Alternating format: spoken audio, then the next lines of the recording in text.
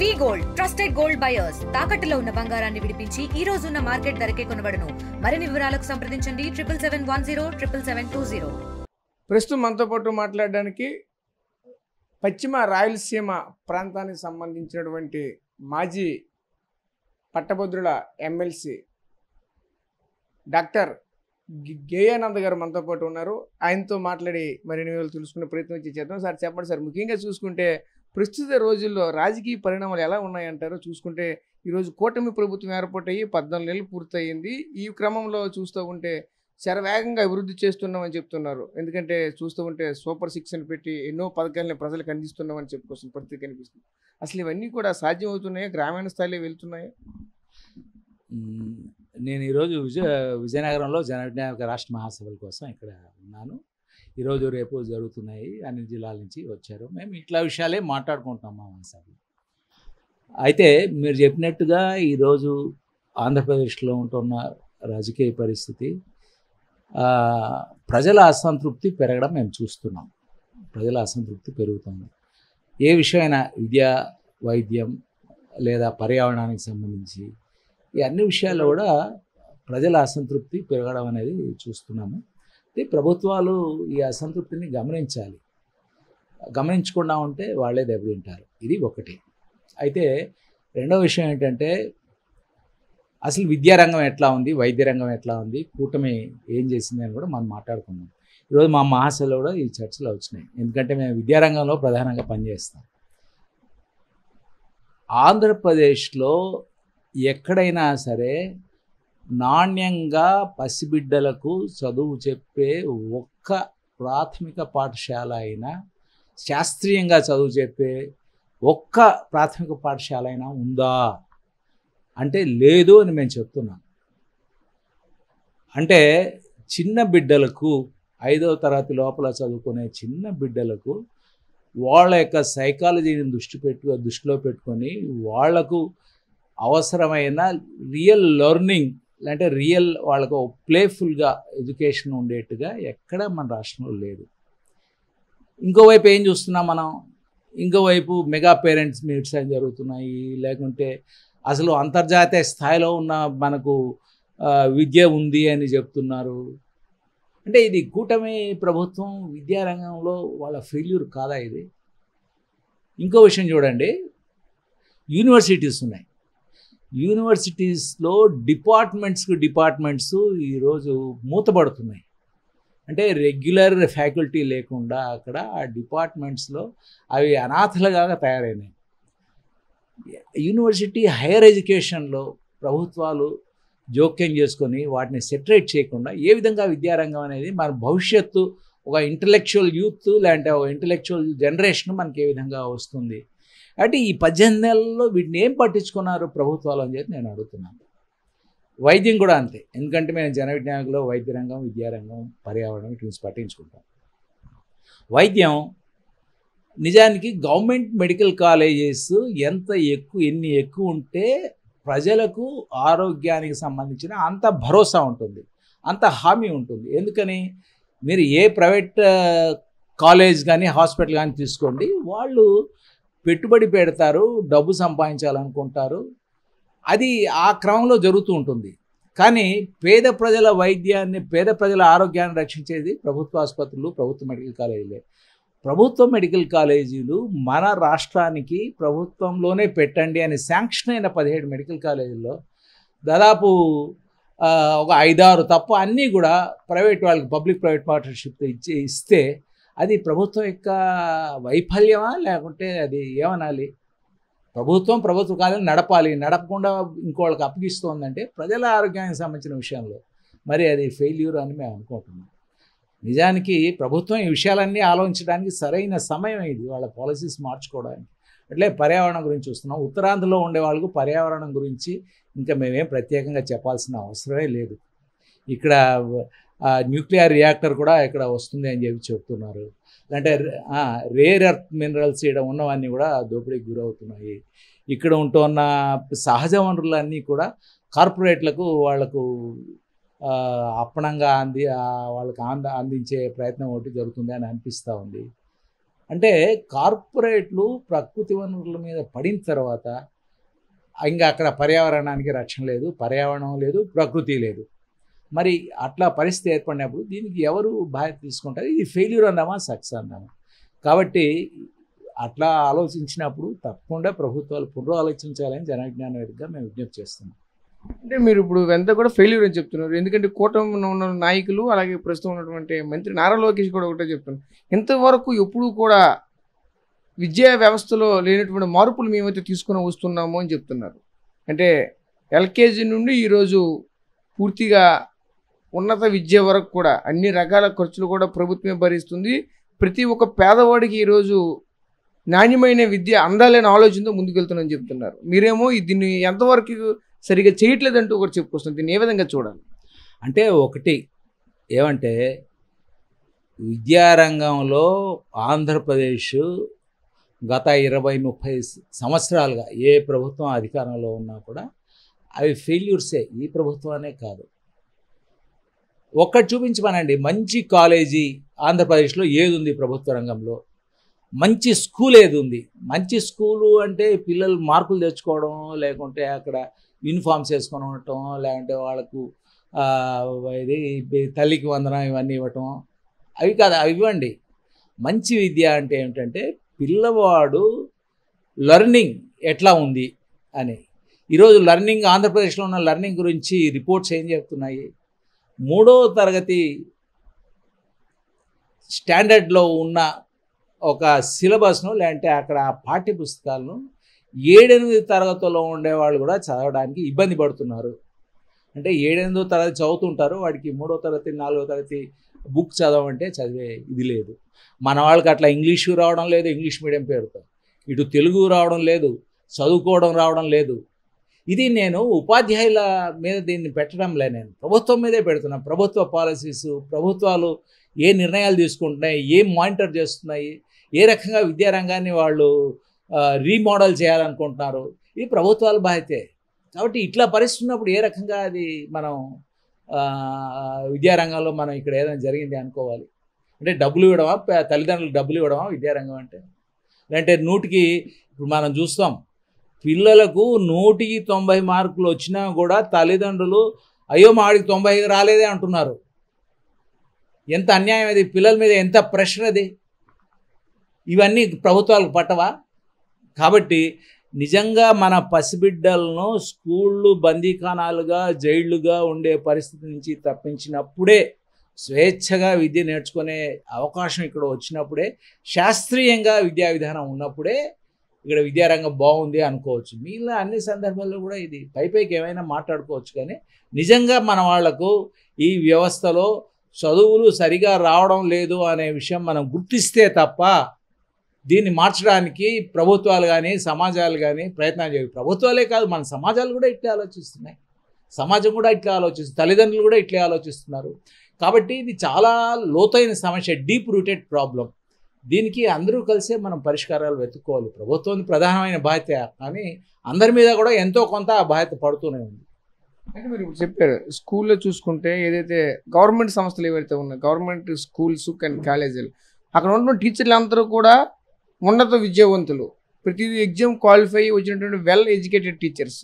అదేవిధంగా ప్రైవేట్ స్కూల్లో చూసుకుంటే ఇంటర్మీడియట్ పాస్ అయ్యి, డిగ్రీ పాస్ అయ్యి, లేదంటే డైటు, లేదంటే బీఈడి చేసిన తర్వాత ఎన్నో కాంపిటేటివ్ రాసి ఫెయిల్ అయినా, లేకపోతే తమ ఇబ్బందుల రీత్యా అందులో జాయిన్ అయ్యి పిల్లలకి చదువు చెప్పేవాళ్ళే.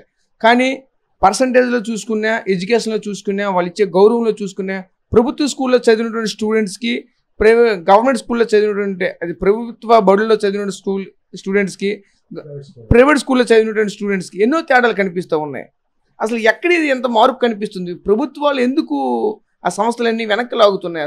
ఒకవైపు హైప్ చేస్తున్నాం అంటున్నారు, చూస్తూ ఉంటే రిజల్ట్ చూస్తే 0 వస్తుంది. ఎందుకు అన్నం చేత అంటారు? దీన్ని ఏ విధంగా చూడాలి? మీరు కూడా ఎమ్మెల్సీ, కూడా గ్రాడ్యుయేట్ ఎమ్మెల్సీ, దీని మీద ఎటువంటి అధ్యయనం చేశారు ఆ టైంలో? అంటే నిజానికి ప్రభుత్వ స్కూళ్ళ గురించి మాట్లాడుతున్నా అంటే ప్రభుత్వం బాధ్యత కాబట్టి, కానీ ప్రైవేట్ రంగంలో కూడా విద్య ఈక్వల్లీ బ్యాడ్. ప్రభుత్వ విద్యాలయాలు, ప్రైవేటు విద్యాలయాలు ఈరోజు అవి పిల్లలను కాల్చుకు తినడానికి ఉన్నాయి. పిల్లలను అది వాళ్ళు డబ్బులు పెట్టుబడిగా పెట్టి దాంట్లో లాభాలు తెచ్చుకోవాలి అనే దాంట్లో ఉన్నారు. కొన్ని ప్రభుత్వ స్కూళ్ళు కొన్ని బెటర్గా ఎట్లుంటాయి, ప్రైవేట్ స్కూళ్ళు కూడా కొన్ని బెటర్గా ఉండవచ్చు. కానీ ప్రైవేట్ స్కూళ్ళల్లో కూడా మీరు ఒక 2-3 ప్రైవేట్ స్కూల్స్కి వెళ్ళండి, 8వ తరగతో 9వ తరగతో చదువుతున్న వాళ్ళకు క్లియర్గా ఇంగ్లీష్ లాంగ్వేజ్ ఉంటాయని, ఇంగ్లీష్ మీడియంలో ఉంటాయి. ఇంగ్లీష్ చదవడం, రాయడం, తర్వాత ఇంగ్లీషులో మాట్లాడటం వచ్చా అని అడగండి, ఎంతమందికి వచ్చో చూడండి. మరి చిన్నపిల్లవాడికి పుట్టినప్పటి నుంచినే ఇంగ్లీషు అని తయారై ఇంగ్లీష్లోనే వాడి విద్యార్థి జీవితం అంతా గడిచిన తర్వాత కూడా చదవడం రాయడం సక్రమంగా రాదు అంటే దాని బాధ్యత ఎవరిది? ప్రైవేట్ స్కూల్స్లో అయినా, ప్రైవేట్ స్కూల్స్తే కదా. కాబట్టి యాక్చువల్గా ఇవి స్కూల్స్ మీదనో టీచర్ల మీదనో ఉన్నది కాదు, మన విద్యా వ్యవస్థలోనే చాలా మౌలిక మార్పులు, అంటే మన అవగాహనలోనే మార్పులు రాకుండా, మన అవగాహనలో అంటే మనకు ఎటువంటి విద్యా వ్యవస్థ సూటబుల్ అనే దాని పట్ల ఒక పెద్ద చర్చ జరిగి మార్పులు రాకుండా, ప్రైవేట్ విద్య అయినా అట్లే ఉంటుంది, గవర్నమెంట్ విద్య అయినా అట్లా ఉంటుంది. కొద్దిగా ఏదో కొద్దిగా తేడాలు ఉంటే ఉండవచ్చు, కానీ మౌలికంగా వాటిలో పెద్ద మార్పులు మనం చూడలేము. అంటే ప్రస్తుతం చూసుకుంటే ప్రభుత్వాలు అయితే ప్రస్తుతం ఉన్నటువంటి వైద్య రంగం వ్యవస్థలన్నీ కూడా నడుపుతున్న పరిస్థితి కనిపిస్తూ ఉన్నాయి, అంటే వైద్య విద్యకు సంబంధించి. కానీ ఇప్పుడు పీపీ మోడ్ తీసుకుని వచ్చాం, సరే వేగంతో అక్కడ ఉన్నటువంటి భవనాలు కట్టడాలు జరుగుతాయి, అదేవిధంగా ఒక్కసారిగా డెవలప్మెంట్ పెరుగుతుంది, అదేవిధంగా ఒకవైపు ఆర్థికంగా కూడా రాష్ట్రానికి తీసుకొని వస్తామని చెప్తున్నారు. దీన్ని ఎలా చూడాలి? అసలు పీపీ మోడ్కి దీనికి సంబంధం ఏమైనా ఉందా? దీనివల్ల ఎటువంటి అభివృద్ధి జరుగుతుంది అంటారు? యాక్చువల్గా పబ్లిక్ ప్రైవేట్ పార్ట్నర్షిప్ అనేది this is a failed experiment world over. ప్రపంచవ్యాప్తంగా విఫలమైన ఒక ప్రయోగం పబ్లిక్ ప్రైవేట్ పార్ట్నర్షిప్. అది మరీ ముఖ్యంగా ఆరోగ్య రంగంలో. మీరు ఈ పబ్లిక్ ప్రైవేట్ పార్ట్నర్షిప్స్ అనేది వచ్చింది వరల్డ్ బ్యాంకు ఆ రిలేటెడ్గా వచ్చినాయి, కానీ పబ్లిక్ ప్రైవేట్ పార్ట్నర్షిప్లో చాలా ఉన్నాయి. ఉదాహరణకు మనకు డయాలసిస్ ఉంది, డయాలసిస్ పబ్లిక్ ప్రైవేట్ పార్ట్నర్షిప్లో ఉంది. డయాలసిస్ పేషెంట్లకు జరుగుతుందన్న మాటే, కానీ దాని నాణ్యత ఎట్లుందో ఒకసారి మీరు అక్కడ ఉండే వాళ్ళని అడగండి, డాక్టర్లను, మిగతా క్వాలిఫైడ్ స్టాఫ్ ఉండరు, క్వాలిఫైడ్ డాక్టర్స్ ఉండరు డయాలసిస్లో. ఈ డయాలసిస్ జరిగేది పబ్లిక్ ప్రైవేట్ పార్ట్నర్షిప్లోనే. తర్వాత దాంట్లో రీయూసబుల్గా ఉన్నవన్నీ చాలా కేర్లెస్గా వాడుతుంటారు. అంటే పేషెంట్కు డయాలసిస్ అనేది ఒక థ్రెట్గా చాలా సందర్భాల్లో తయారయ్యే పరిస్థితి కూడా చూస్తున్నాం మనం. అంటే ఈ పబ్లిక్ ప్రైవేట్ పార్ట్నర్షిప్ ఏవి. ఇంతకుముందు మీరు వైద్యంలో ప్రభుత్వ ఆధ్వర్యంలో సీరియస్గా జరిగిన ఏదైనా 1-2 ఉంటే వేరే విషయం, కానీ ఏదైనా సరే పబ్లిక్ ప్రైవేట్ పార్ట్నర్షిప్ ఒకటి సక్సెస్ అని చూపించండి. ఉదాహరణకు ఇంతకుముందు టీడీపీ గవర్నమెంట్ అధికారంలో ఉన్నప్పుడు అపోలోతో వాళ్ళు పబ్లిక్ ప్రైవేట్ పార్ట్నర్షిప్స్ కింద అర్బన్ హెల్త్ సెంటర్స్ను అపోలో వాళ్ళకి ఇచ్చారు. ఏం వైద్యం జరిగింది అక్కడ? ఏమైంది? అపోలోకి మించిన హాస్పిటల్ ప్రైవేట్ హాస్పిటల్స్లో ఉంటాయా? కానీ వాళ్ళు గవర్నమెంట్ పీపీపీ కింద చేస్తే ఆడ జ్వరానికి వచ్చింది ఏమీ లేదు. ఆ క్లినిక్స్ అన్నీ కూడా యూస్లెస్గా తయారైపోయినాయి. అంటే ఆరోగ్యం అనేది అది ఎప్పుడు కూడా ఒక లాభం కోసం సరుకు కాదు. అది ఆరోగ్యం అనేది, వైద్యం అనేది సరుకు కాకూడదు. సరుకు అంటే ఏంటి? లాభం. అటువంటి సరుకు కాకూడదు. కానీ పబ్లిక్ ప్రైవేట్ పార్ట్నర్షిప్లో జరిగేది ఏంటంటే అది సరుకు కింద మారుస్తారు. ఓ ప్రైవేట్ హాస్పిటల్ ఎంతో ఈ పబ్లిక్ ప్రైవేట్ పార్ట్నర్షిప్ కూడా అంతే. కాకపోతే ఏంటంటే గవర్నమెంటే వాళ్ళకి డబ్బులు ఇచ్చి పోషిస్తుంది. కాబట్టి ఆరోగ్య రంగం, వైద్య రంగం తప్పనిసరిగా ప్రభుత్వాలే నిర్వహించాలా. ప్రభుత్వాల బాధ్యత, రాజ్యాంగం ప్రభుత్వాల మీద పెట్టిన, రాష్ట్ర ప్రభుత్వాల మీద పెట్టిన బాధ్యత ఆరోగ్యం అనేది. మీరు కాన్స్టిట్యూషన్లో చెప్పుకుంటే ఆరోగ్యం ఎవరి బాధ్యత? కేంద్ర ప్రభుత్వం, రాష్ట్ర ప్రభుత్వం. అంటే కోవిడ్ వచ్చినప్పుడు ఏం చెప్పింది సెంట్రల్ గవర్నమెంట్? ఏమని చెప్పింది అంటే వాళ్ళ మీద అడిగాం కోవిడ్కి ఏం చేస్తున్నారు అని సెంట్రల్ గవర్నమెంట్ అడిగితే ఏమిందంటే లేదు మా బాధ్యత కాదు, ఇది రాష్ట్రాల బాధ్యత అని చెప్పింది. రాష్ట్రాల బాధ్యత. ఆ రాష్ట్రాలు ఏం చేస్తున్నాయి? వాటిని తాము స్వీకరించే ఆ బాధ్యతను దాన్ని సక్రమంగా నిర్వహించే బదులు వాటిని రకరకాల కారణాలతో ప్రైవేట్ ఫోర్సెస్కి ఇచ్చేస్తున్నారు, పబ్లిక్ ప్రైవేట్ పార్ట్నర్షిప్ పేరుతో ఇస్తున్నారు. This is unacceptable. యాక్చువల్గా ఈ గవర్నమెంట్ వాళ్ళు నియోజకవర్గంలో కూడా ఒక హాస్పిటల్ను మేము పబ్లిక్ ప్రైవేట్ పార్ట్నర్షిప్ కింద పెడతాము అని చెప్తున్నారు. ఎవరి కోసం పెడుతున్నారు మీరు? అంటే ప్రజలు ఎవరైతే పేద ప్రజలు ఉంటారో, ఎవరైతే లోవర్ మిడిల్ క్లాస్ ఉంటారో, ఈరోజు వాళ్ళు ఒక్కసారి కొద్ది వైద్యం చేసుకోవాల్సిన, అలాంటి ఒక సీరియస్ వైద్యం చేసుకోవాల్సిన ఆ ఆరోగ్యశ్రీలో ఉన్న కొన్ని ప్రొసీజర్స్ తప్ప, ఒక జ్వరం వచ్చినా, డెంగ్యూ జ్వరం వచ్చినా దానికి వేలు లక్షలుగా ఖర్చు అయ్యే పరిస్థితుంది. ఆ డెంగ్యూ జ్వరాన్ని ఎవరు ఆరోగ్యశ్రీలో ఎవరు చేస్తున్నారు చెప్పండి?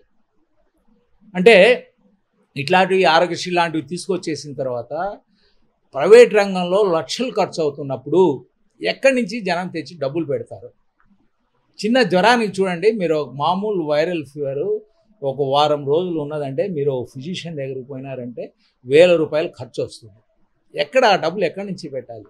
ఒక నీట్గా ఉన్న ఒక మంచి గవర్నమెంట్ హాస్పిటల్, చిన్న గవర్నమెంట్ హాస్పిటల్ ఉన్నా కూడా అక్కడ వాళ్ళకు ఉచితంగా వైద్యం జరుగుతుంది. అట్లాంటప్పుడు ఎందుకు అటువంటి హాస్పిటల్స్ పెట్టకూడదు? ఎందుకు ప్రభుత్వాలు బాధ్యత తప్పించుకుంటున్నాయి? ఆసుపత్రులు నిర్వహించి డాక్టర్లు సక్రమంగా పనిచేసేట్టు, మందులు కరెక్ట్గా ఉండేట్టు, స్టాఫ్ ప్రాపర్గా ఉండేట్టు, ఆ రకంగా ఉండేట్టుగా గవర్నెన్స్ అంటే అదే కదా, పరిపాలన అంటే అదే కదా. మరి ఆ పని ఎందుకు ప్రభుత్వాలు చేయడం లేదు?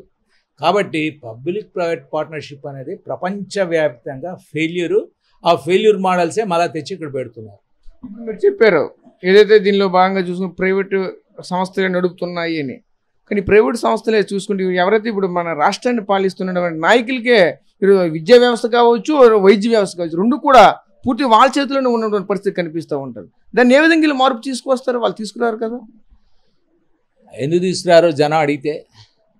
జనం మేము చెప్తున్న విషయాన్ని అర్థం చేసుకొని విద్యా వైద్యం అనే సర్వీసెస్ ప్రభుత్వాలే ప్రొవైడ్ చేయాలి అనేది ప్రజలు అర్థం చేసుకుంటే, అవి రాజకీయ డిమాండ్లుగా మారితే ప్రజలు వాళ్ళకి ఎట్లయితే మాకు ఇల్లు కావాలి, మాకు తల్లికి వందనం కావాలి, మాకు లేకుంటే సబ్సిడీస్ కావాలని అడుగుతారో, వాళ్ళే మాకు విద్యా వైద్యం కావాలని అడిగితే ప్రభుత్వాలు దిగొస్తాయి, చేయాల్సిందే. జనానికి అర్థం కావట్లేదు కాబట్టి జనం ఇప్పటికీ ప్రైవేట్ రంగంలో మాకు వైద్యం జరిగితే బాగుంటుంది, గవర్నమెంట్ దాన్ని పే చేస్తే బాగుంటుంది, లేకుంటే ప్రభుత్వ సంస్థల్లో వైద్యం సరిగా ఉండదేమో, ఇట్లా డైలమాస్లో ఉంటారు కాబట్టి ప్రభుత్వ మాటలు చెల్లుబాటు అవుతున్నాయి. దానికి వాస్తవం ఏంటి అనేది ప్రజలు అర్థం చేసుకున్నప్పుడు ప్రభుత్వాలు దిగిరాల్సిందే, చేయాల్సిందే. ప్రజలు అర్థం చేసుకున్నది ఇప్పుడు వాళ్ళ చైతన్యం తీసుకుని వస్తున్నటువంటి కొంతమంది నేతలపైన కూడా దాడులు చేసే ప్రయత్నాలు కూడా చేస్తున్నారు ఈ ప్రజాప్రతినిధులు. దీన్ని ఎలా చూడాలి?